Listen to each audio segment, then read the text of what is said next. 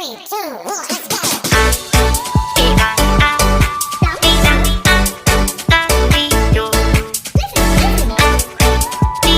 Assalamualaikum warahmatullahi wabarakatuh. Good morning, students. How are you? Hopefully all of you are fine and in healthy conditions. Okay, I would like to ask you about some things. I'm sure that all of you know about corruption. Okay.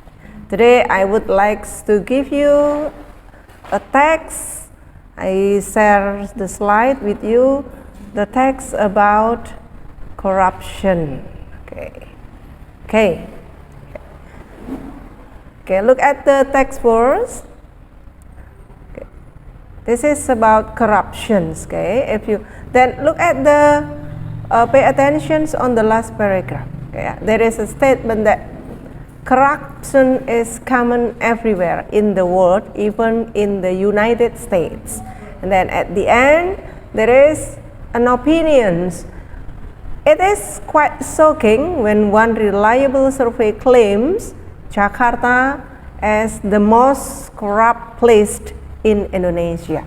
Okay, if you read it carefully, then you will understand itu di situ ada sebuah isu yang dilemparkan, yaitu the topic is about corruption. Okay. There is definitions and also a statement that Jakarta as the most corrupt place in Indonesia. Ternyata Jakarta itu tempat paling korup di Indonesia. Then next itu the next paragraph. Read it. The survey has made me sad actually because I stay and earn a living in Jakarta or in these capitals. Nah, kenapa tadi ada statement Jakarta as the most corrupt place in Indonesia, kemudian ada statement di bawahnya itu bahwa di situ the writers of the text menyatakan dia sedih karena dia tahu sendiri, karena dia tinggal di Jakarta, ya, Tanjung Priok port smuggling is not a new thing at all. Ya. Jadi dia mengetahui sendiri kenapa kemudian dia menyatakan bahwa atau setuju bahwa Jakarta itu tempat paling korup di Indonesia, karena dia tinggal di Jakarta dan dia melihat Tanjung Priok port smuggling is not a new thing at all. Jadi penyelundupan itu bukan hal yang baru. Berarti korupsi itu sudah memang merajalela di Jakarta. Terus the next paragraph, the third paragraph, look at this. I think the measure taken so far to overcome the problem by punishing the corruptors is still not far enough.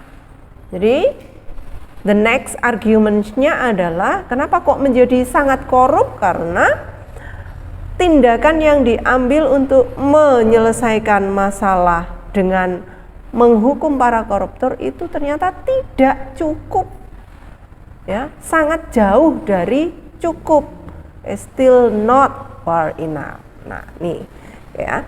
Then the last paragraph, look at, I believe we should start at the earliest stages in school, yeah, and I think everyone should be involved in the effort to eradicate corruption. Bagian akhirnya the writer give suggestions bagaimana supaya tempat kita Indonesia, terutama ini Jakarta, tidak menjadi tempat the most corrupt place.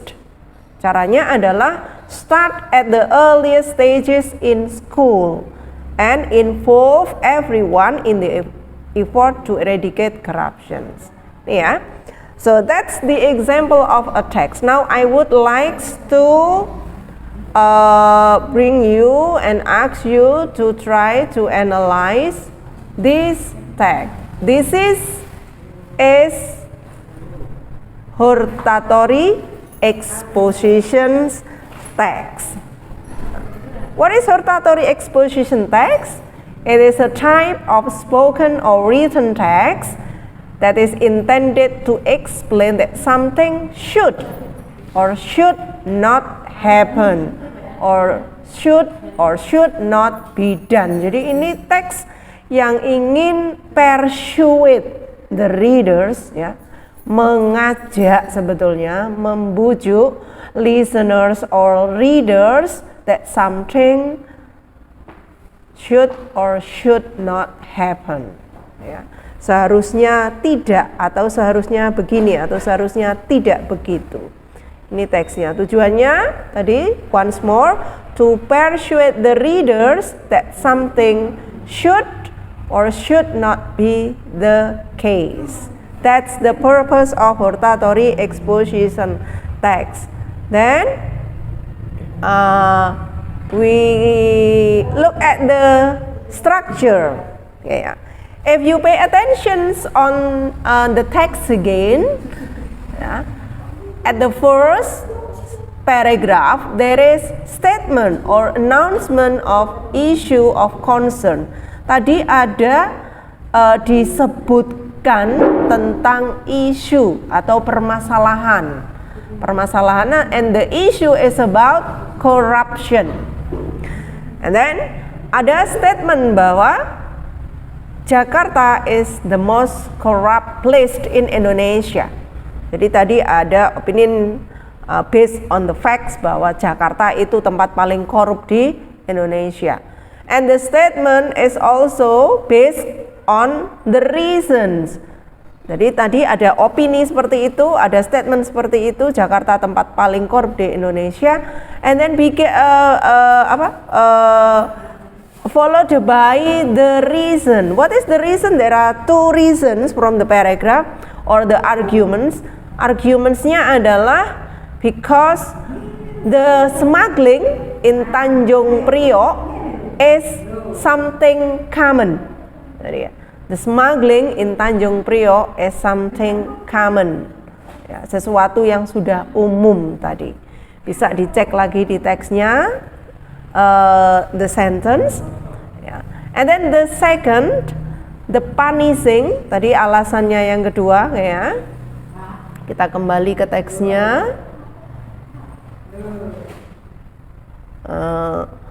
Alasan yang pertama tadi adalah Tanjung Priok port smuggling is not a new thing at all. Itu sangat-sangat kuat di situ, ya. They bribe the officials, itu elaborasinya, the elaborations.